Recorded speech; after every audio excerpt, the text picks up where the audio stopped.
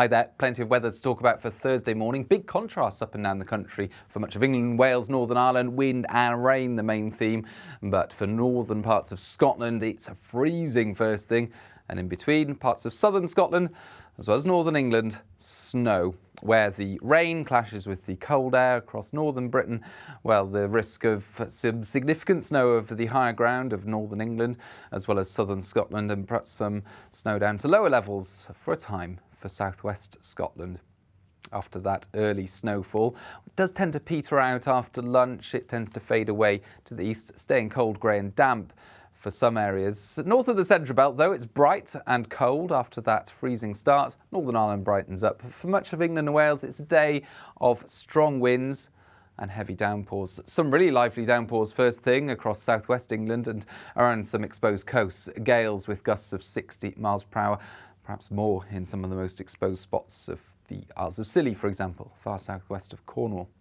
Technically, temperatures a little milder in the south. It won't feel so mild with the wind, but further north it's a cold day and it's going to feel raw where we've got the wind coming in from the North Sea, the grey skies and the damp conditions.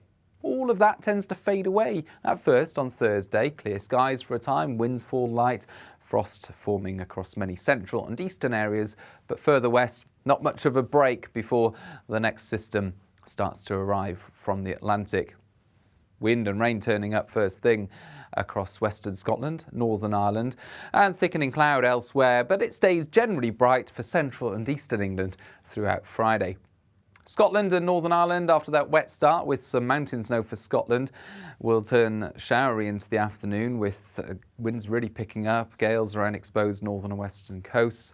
And for northern England, for much of Wales and the southwest, a dry start to Friday, but it turns wet into the afternoon. Technically, again, temperatures a little bit higher in the south compared to Thursday, and it won't be so cold further north, but with the strong wind, I suspect not many will notice.